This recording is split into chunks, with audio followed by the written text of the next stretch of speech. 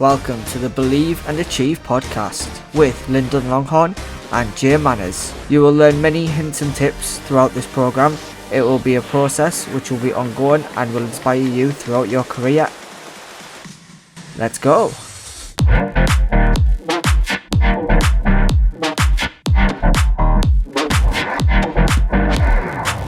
Welcome back to the Believe and Achieve podcast with your hosts Jay Manners and Lyndon Longhorn.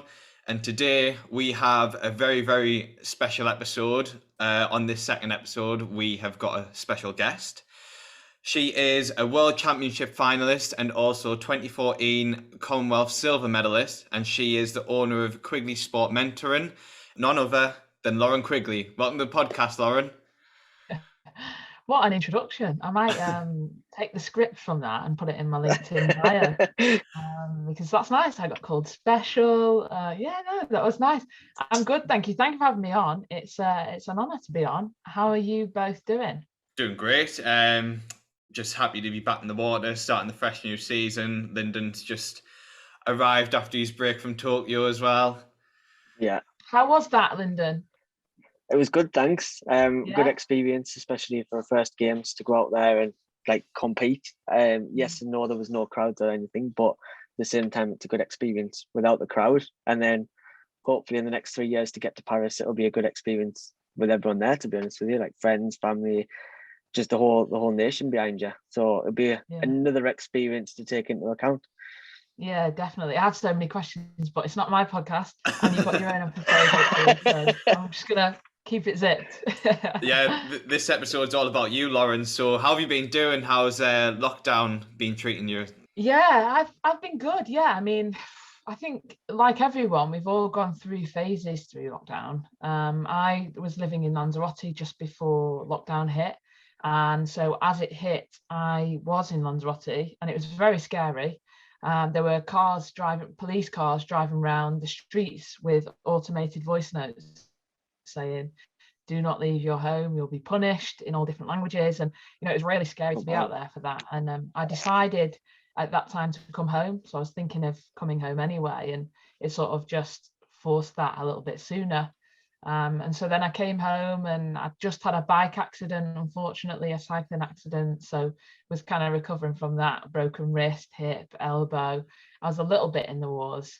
It was a good opportunity for me to come home, recover, see family, and then sort of figure out what I wanted to do with my own kind of stuff, which is where Quigley Sport has come from, really. So lockdown has been brilliant in many ways for myself. I can't complain, and I know lots of people had a much worse time than I did. So, there's no complaints from me. And you have your down times, but everyone did, and it was just about riding the wave, I think, of everything that it brought. So yeah. Did you find it beneficial when you came back over here compared to what it was over there, or not? Yeah, I think so. I think it was like a next sort of phase in my life where I loved Lanzarote and loved being around the people that were out there and learned so much, and I'm very grateful to have had that opportunity. But I think it was a good time for me to then come home and start developing what I wanted to do. And so there was lots of questions and lots of moments where I was thinking, oh gosh, what am I going to do? What's next? And to have the time to be able to think about it and sort of build Quigley Sport and stuff like that. It was okay for me. Again, no complaints. So how about you two? How did you find lockdown, trying to train and all that sort of stuff? I'll let you go first. Well, I could probably say it was a lot easier for me training through lockdown than Lyndon, but just trying to find different ways of exercising, really trying different things like running, cycling, the usual core workouts, your little circuits that you do in the house. We, as a club, I thought done very, very well with handling through lockdown with the support we had from our gym coach. Luckily for me, 2 years ago, I bought a multi-gym from Costco. So it's been my greatest saviour, to say the least. Did you buy that because of lockdown, or did you buy that before and you were just had some crazy intuition something was going to happen? Well, in hindsight, it was meant to be like just for like my family and stuff, just for like if we were ever bored or anything, just go and like, you know, lift a few weights here and there. And then obviously the pandemic happened, and it's just been like it's been a massive blessing, really. Yeah, so obviously lockdown for me is quite different to what obviously Jay went through. So obviously for Jay, like he could quite easily go out for a run, go out for a bike ride, or go for a walk basically. Whereas for me, when you're stuck in a wheelchair, it's quite difficult to basically get yourself out and go around like different places. So obviously it's not ideal for me because I live on a hill anyway, where my house is. And obviously Jay's been to my place and obviously seen the bank what I have to go up, and his car struggled to get up the bank near enough. So that was a joy. But yeah, the first lockdown I found absolutely horrendous. Like it was so tough mentally wise and physically wise just to carry on going.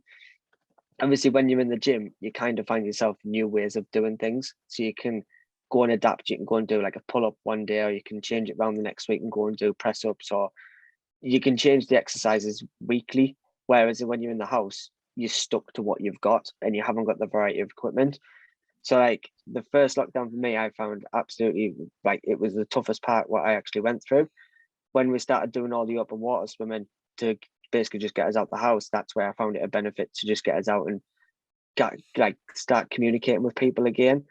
Then going into the second and third lockdown, that's what I found much easier. So we got hold of a ski erg off one of my friends who owns a gym now down near Manchester, which I got it free, which was a bonus because I was like, I'm not paying. It was like £2,000, I think it was, to actually get the machine, and then managed to like borrow it for the length of time. So there was no time scale on it. It was like just use it as much as you need it.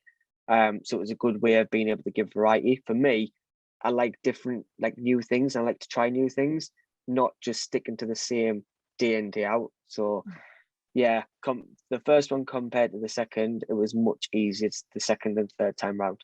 But Really? challenges what you learn, and your challenges what you know you can overcome going forward. And at least you know now if say for example you're going through rehab or anything like that, you know you can do a workout in the house without having to go to the gym or anything like that. Yes, you're still going to have to go to the gym, but at the same time, at least you know you can do stuff around the house to keep you active. Definitely. And I think it did teach people loads. And I also think for anyone that did the Olympics or Paralympics, hats off to you, because being able to try and sort of manage nerves and stuff like that comes with competition like that anyway, you then also have to not get COVID, and it's like how do you not do that? You know, how do you ensure that you have to obviously stick to protocol and stuff, but if you get unlucky, you get unlucky, and I'm sure it wasn't so straightforward. So hopefully Paris is going to be a dream. You know, it's going to be easy for you. Absolutely. I mean, don't get me wrong, the first race when I stepped out, I was absolutely bricking it. I was like, what on earth am I doing? And I just thought to myself, just treat it like a normal gala. Like just go out there, soak it up. And as soon as you dive in, you just know you're in your element. And that's when you just go, okay, do you know what? It's just the same as any other pool. Yes, it's a different venue because you're overseas and things like that. But you know that you're just stepping in. It's a new environment, but it's at the end of the day, it's what you practice for, and you've just got to step up and go for it. Yeah, exactly. I think that's the best thing you could have done. So, you know, it's amazing to hear you say that. Obviously myself and Jay are like really good friends. Like we've known each other since I started swimming at the Durham Swimming Club back in 2012. Yes, we drifted off, then we came back when we started joining the same swimming club again. And obviously we both decided to start the podcast. I know obviously yourself, you started a podcast up which is called The Honest Athletes, and obviously that's with Jazz. Would you be able to give us a bit more information about the podcast and how it came to be? Yeah, so we had spoken through the first lockdown about potentially working together and how that might look and what we would be interested in doing and what we were both passionate about and where we could take that. So we actually started talking about doing swim camps first and doing them abroad and some in the UK, and you know how we could reach more and more swimmers. So that's how that started, that relationship, because obviously we swam together for Great Britain, and you know we knew each other in our own swimming careers, And then obviously post that, we obviously just reconnected, and it was really nice. And, you know, we got on really well. And then lockdown 2 hit, and we sort of had a conversation. We were like, oh, right, okay. So swimming camps probably aren't going to be happening anytime soon. And Jazz, I'd thought about a podcast, and Jazz sort of said, do you fancy doing a podcast? And it was literally like, yeah, sounds perfect. We'd love to share our stories and stuff like that, and what's the best way we can sort of help people right now. And it was literally just podcast form, and I think loads of people did that. But I think it was, you know, it wasn't anything that was planned for ages. It was like, should we record? What do we need? Right, okay, we'll get that. How do we figure it out? I learned how to edit and do all those things, and have always been interested in that kind of stuff anyway. So it was just more of a pleasure really for me. And I think Jazz too. And so we recorded episode 1. I'm sure if I went back and listened, I'd be like, oh, that's so cringy, or oh no, we sound so awful. But yeah, we just sort of sat down, opened up, edited it, got it out quite quickly, and went from there really. And it was something that I'm glad we didn't overthink it. We just went with it. And so it was just something to do in lockdown 2, to be honest. And some of the feedback we've had has been amazing. You know, we really appreciate the people that have reached out to us and said that they've enjoyed it, because as you two will know, it's such a nice feeling to do a podcast. We've said ourselves it's kind of like therapy anyway for both of us. So if no one else listened, it would still be, we still enjoyed it. But then when people do reach out and say that they've enjoyed it, it's kind of like, oh, right, you've listened to it, you know, you've been engaged, and it's helped you, or in whatever way it's been. So yes, that's how it came about really. It was quite simple, straightforward, and done very quickly. So yeah, what about you guys? Believe and Achieve, where the name, why did you guys start a podcast? What happened there? It was pretty much like literally the same as you, but by the way, like, your podcast is awesome. Like, I'll probably say this for Lyndon as well. But yeah, it's a very similar story to you as well. Like, we just sort of, like, we both love to talk. We pretty much talk every day, whether it's at the pool or if it's on Discord or whatever. And we just sort of like, we like listening to podcasts in any ways, and we thought, like, why can't we just like do our own? Because like we've been through a lot, and like we've got a lot of stuff that's like coming up that we would love to share about. And Lyndon always lives by a motto of believe and achieve, and I also love that quote as well. So we just sort of like came up with that name. It only took us like literally within a night to decide a name on it as well. It was the design and the logo and everything like that. That took a while, but it was just more the fact that like we both like love to dream, and there's no like other satisfaction than achieving your own goals. And if we can share any advice or tips along the way, then we've done our job. I think as well, definitely. like when you're coming from 2 different backgrounds, so you've got like Jay comes from the able-bodied background, whereas myself comes from the para-sport background. So we're kind of sharing it from both angles, and at least then you're getting an insight to say, okay, this is how it's different compared to para-sport, and you're able to get it from both angles rather than just like one angle from the both of us, and being like what everyone else tries to do. Do you know what I mean? So like when you listen to the podcast, you kind of understand it from what they're saying. So it's like for me, doing the exercises to what yourself would do in the gym or doing what Jay does, it's like trying to adapt it all. So that's what we're trying to obviously give an insight into as well. Yeah, and I think that's amazing. I think I got the opportunity to go and spend a week with the para triathlon team, GB team, with Lauren Steadman, and it was just amazing. I absolutely loved it and learned so much. And you know, having the different backgrounds in sport, or even just where you're from, you know, that's one of the things that I love about sport. And people ask about the podcast and they say, you know, it's amazing because you've got this medal and Jazz done that, and you know, you've done amazing things in sport. And I always say it's not it's not about that though. Yes, it gives you a bit more of a voice, but every single person in sport has their own journey and has their own learnings from it. You know, I have just joined a football club a few months ago, and honestly, some of those girls, I'm just listening to what they've done in sport, and I'm like, you know, amazing. And it's just learning off people all the time. So the fact that you've gone, no, do you know what? We'll put it out into the universe, those stories, what we've learned. It's just an amazing thing, and I love to see it. You know, I love to see these podcasts, you know, popping up, and there are a few popping up here and there. Yeah. And it's great. More and more people need to share things like this. So it's brilliant what you're doing. Brilliant. Yeah, it's sort of like inspiring the next generation of people that are coming through the sport as well, because sport's always changing and evolving, and like if we can share like anything that we've went through or yourself went through, then hopefully it makes an impact to anybody that is listening. So I know you touched upon that you were planning on doing swim camps with Jazz, and obviously lockdown happened and everything like that, but sort of like after pandemic you started doing them camps, and you also have your own website, like you've mentioned, Quigley Sport, mentoring. Could you be able to tell us a little bit of background about that and what the inspiration was behind having this website? Yeah, so Quigley Sport was, it started off as Quigley Swim and then very quickly changed to Quigley Sport. I realised I started working with some athletes outside of swimming, so different sports. And I realized that actually, yeah, we're doing different things in the sports, but all the emotions and everything are the same. You know, everyone experiences the nerves, the pressure, the excitement, the happiness that sport brings, and all that sort of stuff. So yeah, Quigley Sport started because I knew I wanted to be involved in the swimming world, or the sport world, sorry.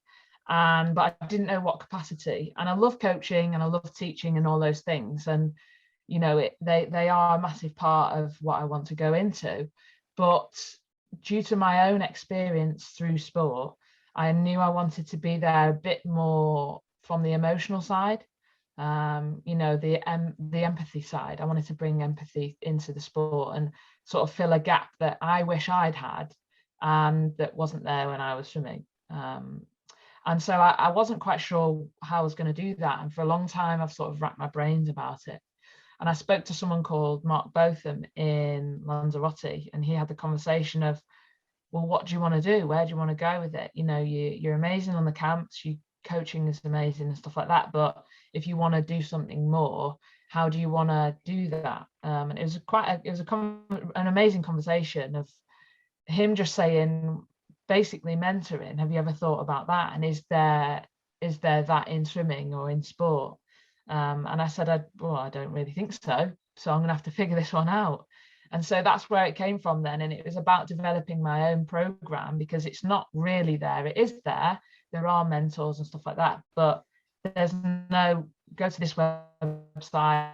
It's all there. Just follow this plan. It was like, okay, I want to sort of create my own program from it. And so from working with loads of different athletes now, I absolutely love it. I don't come off a call when I'm not buzzing, and I'm like, I'll speak to my mum and like, that was amazing, and she's like, every time? I'm like, every time. And I just love sharing my experiences with the athletes, but also it isn't the Lauren Quigley show. It's not, well, this is how I dealt with it, so this is going to work for you, and that's the only way, and that's it. It's okay, we're now a team, let's figure out together how we can get through this or deal with this better, and I will go away and research, or I will go away and talk to other athletes that I know. And so it's just more about being supportive, again, bringing the empathy, and I just love it. I absolutely love it. And it's just growing and growing. I'm hoping to just help as many athletes as I can. But that's where it comes from. I think it stems from my own experiences, and some great, some really not so great. And so using that to my advantage of, okay, well, how can I now use that and sort of support the next generation of athletes? So yeah. And I think that's what like separates from your mentoring to anybody else's mentoring, because you're so passionate about what you're doing. And also, like, just like you said, how much you're buzzing after every single call that you've had. Like, that definitely just shows the passion that you have behind it, and it will make a difference. Yeah, definitely. And it's not just, there's so much more. The mentoring I absolutely love. That's my favorite thing to do. But the camps that I've done with Jazz, we've done 2 in Millfield, and we've got some lined up in the future. But the coaching and the camps, I love them as well. It takes me 4.5 hours to get to Millfield, and I don't mind it at all, because do you know when you're just on a high? I literally fly home, not as in I speed, so if people watching, I don't speed, Smart. but I just feel like I'm at home, and I'm like, wow, that was so quick. Because I just love it. There was a session we did at the end of one of the camps, the last camp, and we got everyone excited, and we got the tunes on, and we were like, look, this is going to be hard, but it's going to be amazing. And I want you to be able to say one of 2 things to me at the end. You either hit all your times and you smashed it and you loved it and you gave 100%, or you didn't hit all your times, but you still gave 100%. And every single swimmer was just amazing, buzzing. Coaches on poolside were buzzing. I was dancing to all the tunes. So it probably wasn't the best sight for all the swimmers, but it was just amazing. And it was a real, as a coach, moment of like, oh wow, this is goosebumps. This is what it's all about. And for me, I'm more passionate about it, because my best memories in swimming are from training with your teammates and smashing a session and feeling a bit sick, but feeling great as well. And you both will know that feeling, and it's something that I miss now, which again is why I'm doing football and doing something new and training hard and just loving being around a team again.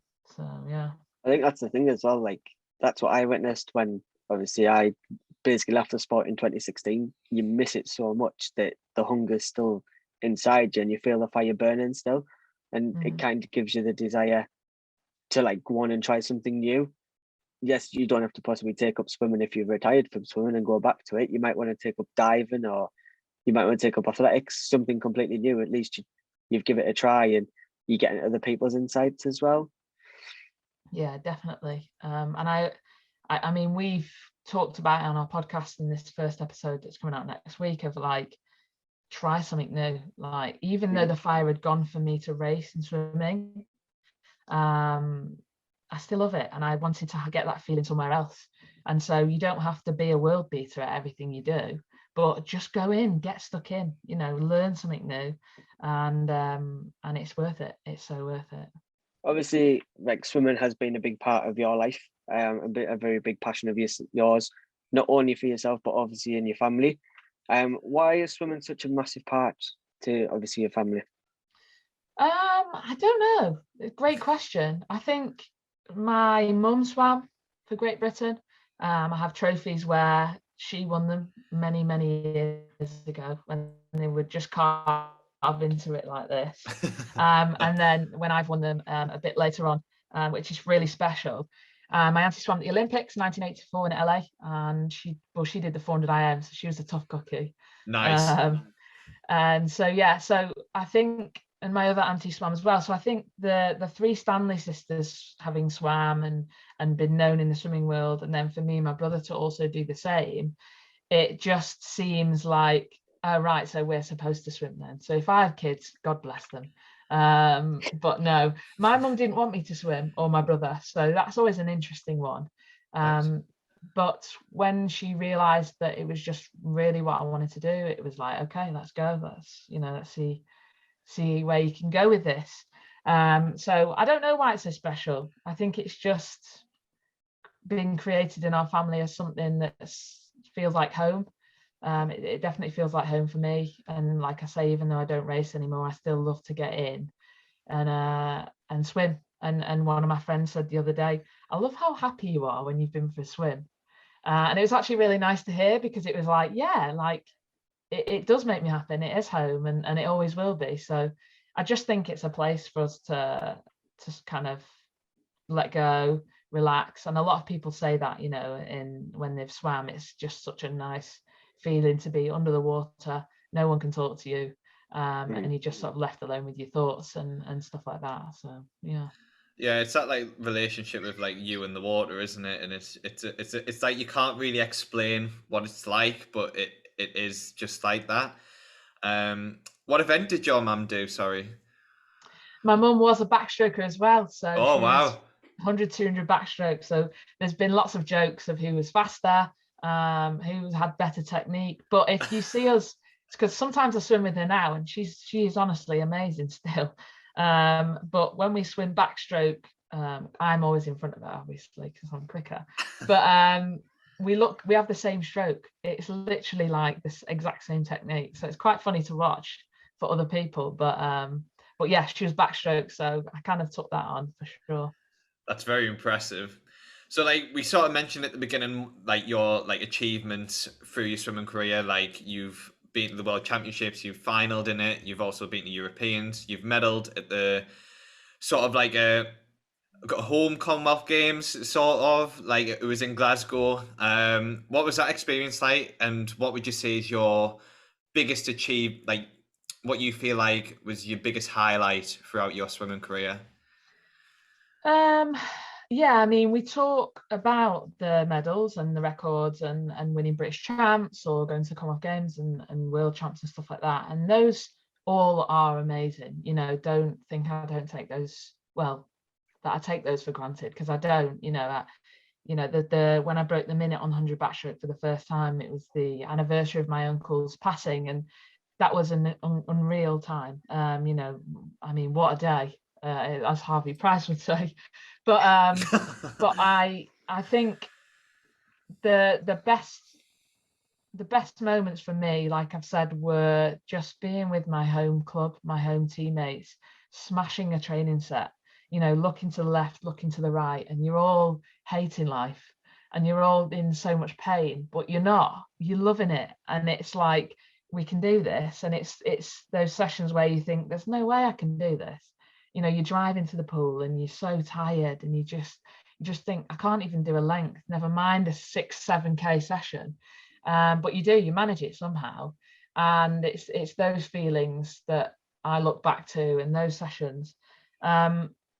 The proudest I've ever felt in my swimming career, and this isn't, I've said this a few times, this isn't for anyone to go, oh, she's just being a, yeah, whatever kind of moment. But it was when my brother got into the final at the Commonwealth Games trials in the 100 free. Just watching him, to be honest, because we'd obviously swam together all our lives. And it was like, he trained so hard, and so for him to see him do something that he'd wanted to do for so long was just amazing. I think I was the most nervous for that than any of my own races. So to watch things like that as well, I think definitely proudest moments for me. So yeah, I'm lucky to have so many things that I can look back on and be proud of, but a whole mixture. Yes, kind of a home games was incredible as well, and just see my family in the crowd, those moments too. But yeah, I think it's always about what you kind of did day in, day out, not just the big moments. Oh, another goosebump moment, Lyndon, I think. Yeah, I agree on that. Like, you just listen to it, and obviously myself being out at games, and you hear yourself there where you speak about being at, like, it's a kind of home games, being in Glasgow and stuff like that. And when all your family's there, it gives you that moment to just think, oh wow, like it fires you up to want to do more. And it's like the fire's always still burning. There's nothing going to put that out. Yes, it might be in swimming or it might be in another sport, but at least then you're trying something new. But like hearing you speak there, it just gives you that determination that you want to push on even more. And I'm sure Jay will agree with us on that. 100%, and I'm racing this weekend, so I'm definitely going to take that inspiration towards it with 10 races. But Where are you racing? Just at the local meet in Billingham through Stockton. Oh, nice. 10 races, yeah? Yeah, got 400 iron. I remember those days when you get all confident and you enter all the events, and then it gets closer to the meet and you think, what am I doing? Yeah. Saturday afternoon's going to be a special one. Got 400 IM and 200 fly in the same session. So beautiful. I have a confession. I never raced the 200 fly in my whole career. Whoa. Yeah, I know. Don't tell Jay that. Oh God. You might need to delete this episode now I've said that. That's it. Jazz gone, disconnected. See you later. Yeah. Blocked and reported. Done. Yeah. Them messages he sent you to try and get you on, he's just gone, nah, that's it. See you later. Lauren's gone now. When Quigley Sport gets banned, we all know who's done it. We all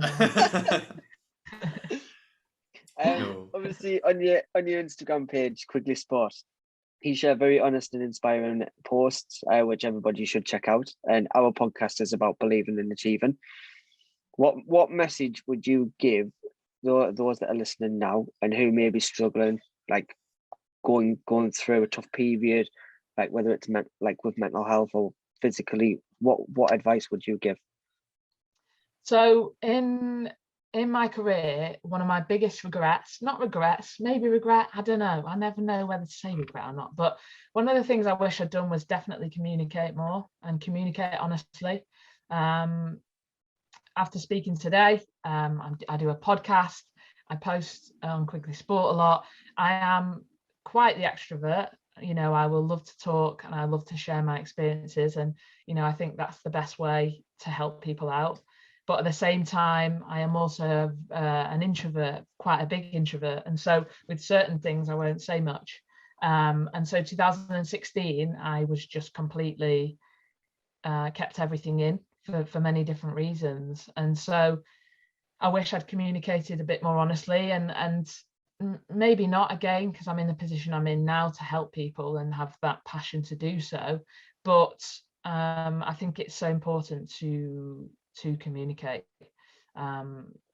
It's funny when I it's not funny, but when I speak to our mentoring athletes, there's not one thing that any of them have said that I've gone, what are you talking about? It's just so common, all the feelings you get as an athlete, and it's so easy to think you are on your own, and it's just you that feels those things, and actually it's really not. It's we've all felt them, all of us talking now. And so it's not something that you should ever shy away from or be embarrassed from, no matter what it is.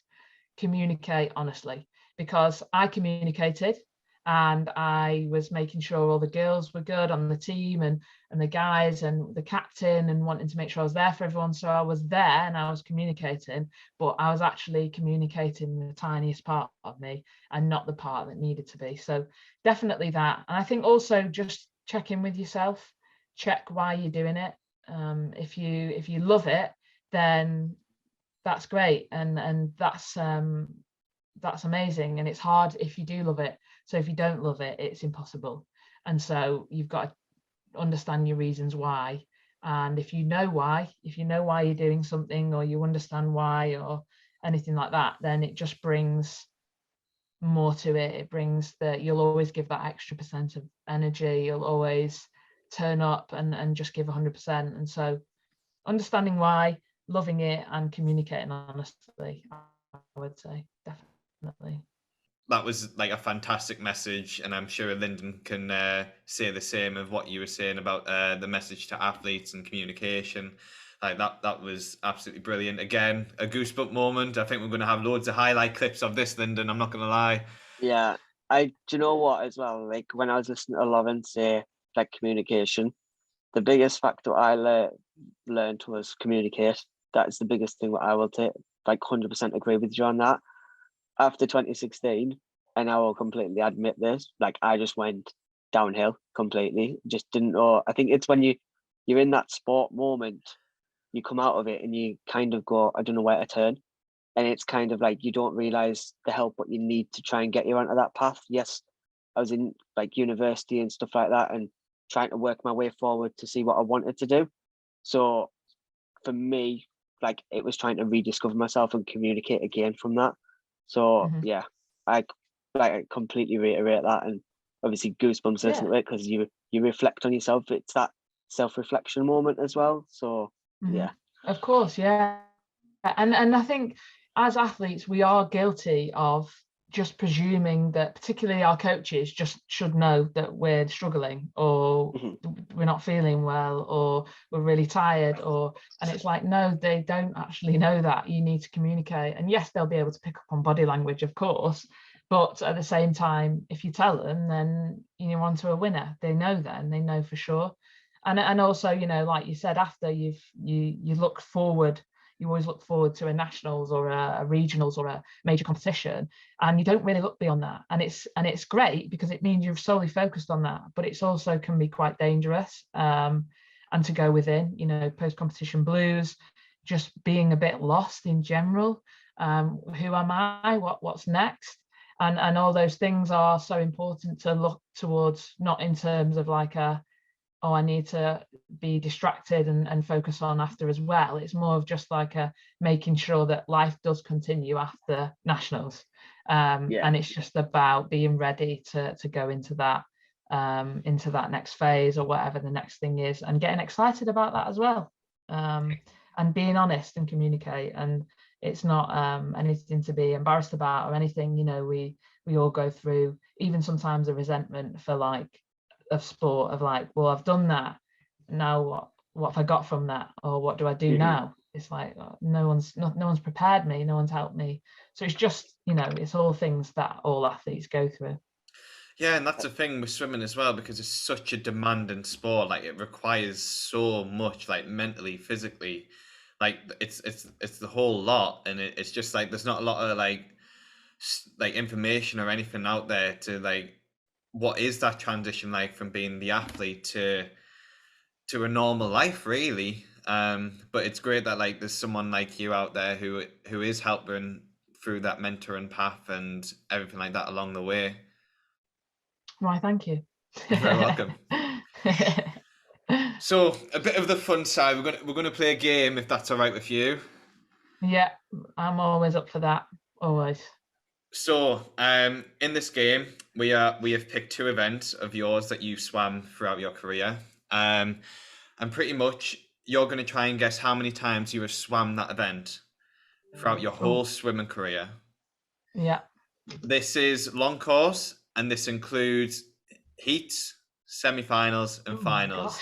This is all all the data is being collected from individual best times, and we counted several times just to make sure we got it right. So your first I think event, we lost count at one point though, Jay. Like, just I did lose count. I did lose count. Right, okay, that gives me a little bit of help. So it's more than 10, right? Yeah. So we'll give you 3 guesses, and we'll say if it's higher or lower. Okay. So your first event is 50 backstroke. I'm going to say 150. Or lower. 75.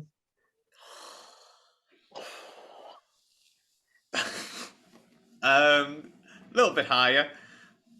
76. Yeah. I don't know. I don't know what it is, but a lot of swimmers that like we've had Molly and Jay on the podcast the first season, and you know what? They've always been like 1 or 2 off, and I'm like, really? Oh, Well, I'm glad so I've close. not let myself down there, to be honest. Then did you want to do the next event? Yeah, I was just about to grab that. So your next one is 100 backstroke. 110. Higher. Ooh. 160. A little bit higher. 161. Yeah.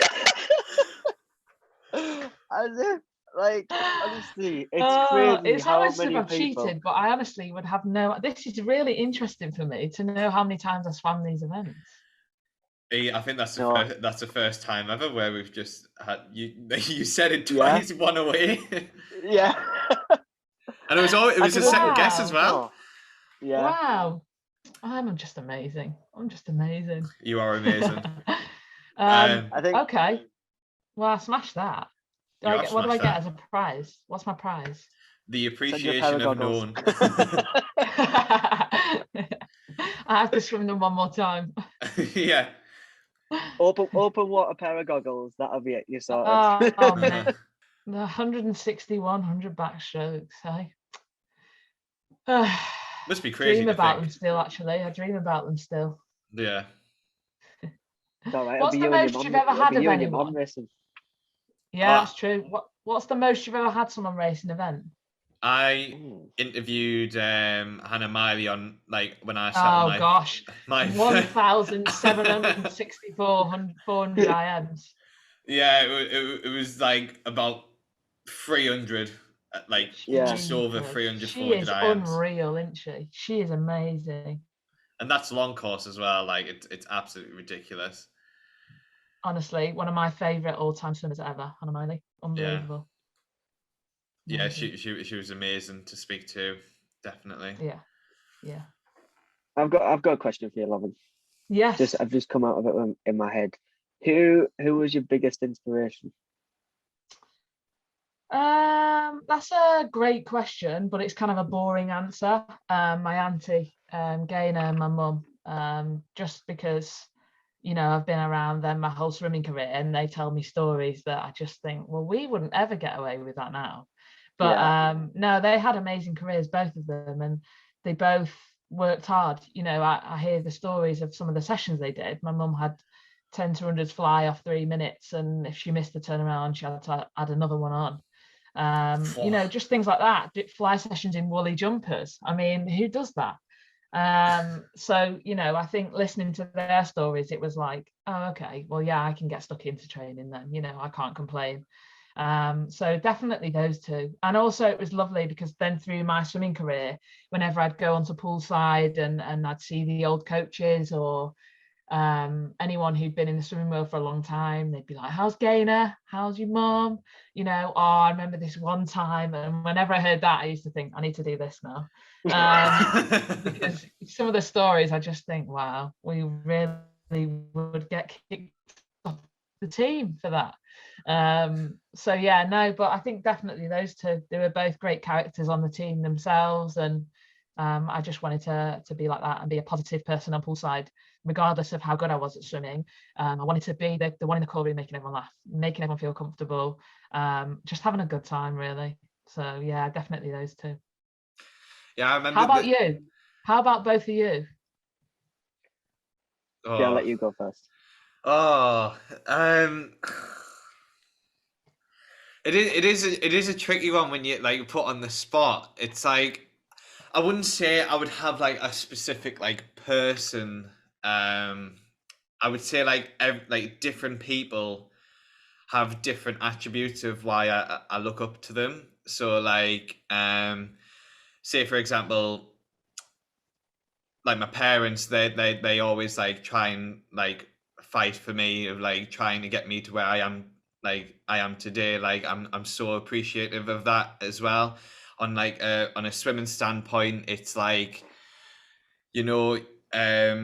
Katinka Hosu, for example, she is the Iron Lady. She can do every event, and I just find it so inspiring to see how someone can just go back to back to back to back and race and step up the block. I just think that's amazing. As well as, of course, Lyndon going out to Tokyo and the journey that he's been on and everything like that. There's so many people I could list who I look up to, and it's all for different reasons. How about you, Lyndon? For me, obviously, there's two different parts to it, because obviously I never had an interest in sport before 2008. And obviously I'd do PE in school, kept getting refused to do PE and things like that because obviously disability, and it was quite a tough time because you wanted to do it and you wanted to go and do rounders, you wanted to go and do different PE sports like rugby and stuff like that. But at the same time, it was always health and safety and things. So that's why I never really took an interest. And kind of when you look back, you think it should never have been like that. No one should be made to feel exclusive from that group. You should all be made to feel inclusive with everyone, and everyone should be treated the same. Obviously, the Beijing Olympics inspired me to go on and say, you know what, I want to take up a sport outside of school. So that's when obviously I took up swimming. My grandparents inspired me a lot because they took me from being a young age. And then obviously you've got Michael Phelps winning all the gold medals and the world records in the games. You've 't Ellie Simmons. And then obviously when I was brought back to swimming in 2018, my little girl inspires us because she just basically goes into swimming lessons, kicking, progressing so quick. and like she's swimming on her back now and doing like the stroke, and I'm like, how on earth you're 3? Like, how on earth are you doing this? It's crazy. But when you see your little girl doing that, it makes you proud to think, you know what, like I need to get back in the water, because if she can do it, and obviously my goal is to get to the games, I want to show her that you should never stop chasing that dream. You should always push forward. I think that's why obviously I live by the motto of believe and achieve, and that's what I'll always live by. Really, it's the best way to be honest with you. Talk about goosebump moments. Oh yes. Now my answer looks a bit rubbish. Oh, it definitely doesn't. Like, I think as well, it's interesting to hear when you hear people say, "Oh, like I look up to all these big superstars," like whether it's Olympic athletes or Paralympic athletes, or you look to people who's like film stars. Whereas when you hear someone say it's family, it kind of makes you think, why? Like, what is it about family that drives you? And it's kind of that different emotion, because it's like they passing it down to you, and you think, okay, like I'm going to take a leaf out of their book and I'm going to go and do it. It's like what you say, you want to go in the call room, you want to make people laugh. Yes, you want to go out there and win it, and you're just thinking, I'm going to bloody put you off because I want to try and do that. That's the thing, though. It was never that for me, and I think that's maybe where I didn't.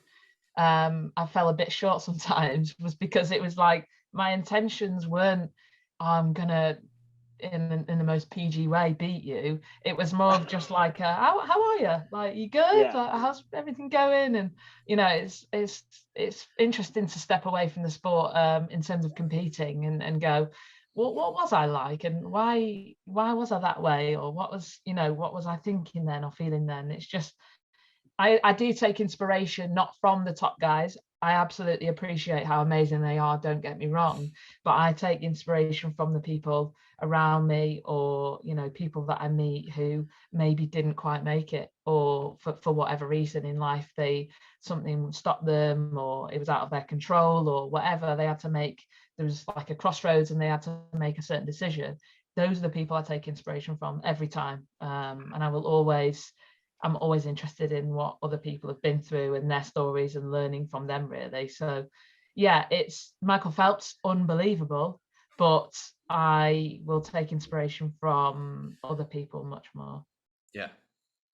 It's like the saying, isn't it? Like, what's the saying? Like, it doesn't matter how many times you get knocked down, it's about getting back up and carrying on and getting on with it. And I think that's the way. You could quite easily have gone, do you know what, because you have done it, like it's fine, like I don't need to do anything else. Yeah. But then it's like, we're there. It's like me, like obviously I tried for 2012, missed London, then obviously was a torchbearer in 2012, which inspired me to go on and say, do you know what, I'll try for Rio. Missed Rio, then basically left, and I was like, that's it. Like, is it ever going to happen? Obviously, when you look at parasport with classifications compared to able-bodied sport, where you just get in and you're racing people in either in your age group or at Olympics who's basically in your heat. That's how it is. But parasport is just completely categorized to your ability rather than just standing up and getting up and racing behind the block. Absolutely. Yeah. There's so much to it, and everyone has their own path, don't they? And it's just about trying to navigate that in the best way possible. So. And I think that like everybody's journey is so unique, and it's just so fascinating to hear everyone's side of the story as well. Like, especially through like not only like sporting careers but just general life. Like, it's just amazing. Absolutely, and it's been great to talk to you both today. I've loved it. Oh, we loved having you on. I'm pretty sure I can say it for Lyndon as well. Yeah, it's been an absolute pleasure to have you on. Obviously we appreciate you being here as well, inspiring others and giving your story and an insight to your journey as well. Yeah. Well, thanks for having me, and vice versa. Keep up the great work. Thank you very much. We will. And what a start to season 2, eh? Yeah. More to come, hopefully. Yeah. Yeah, but no one as good as me. Like, this is you've peaked. Peak now. Drop the mic moment. See you later. This is the one that you can just put in when you've got a week spare and you think, I'll just put Lauren in there. Yeah. So many highlight clips lined up. Yeah. I can't wait to see the highlights. But But no, thank you very much for being on this podcast, and we'll link all your social medias in the link below, in the description below. That'll include your podcast with Jazz, your Instagram, your personal Instagram. So make sure that you do check Lauren out and check out her podcast, which is out next Wednesday. Yes. So I don't know what day that is. Well, actually, when this podcast will be released, yours will be released on that day as well. Wow. Well, I don't know what. Listen to whatever you want. Listen back to back. Yeah. But no, thank you for being on here. We've thoroughly enjoyed it, and it's been an absolute pleasure meeting you, speaking to you. We wish you the best of luck. Thank you for having me. It's been lovely. It's been really nice. And best of luck on your swim camps. Thank you. I look forward to them. Thank you for listening to our podcast. We hope that you enjoyed, and we are so excited to bring brand new content to this. So make sure you check out our socials to stay up to date of when we'll be posting next. Until the next one, take care, and remember, believe and achieve.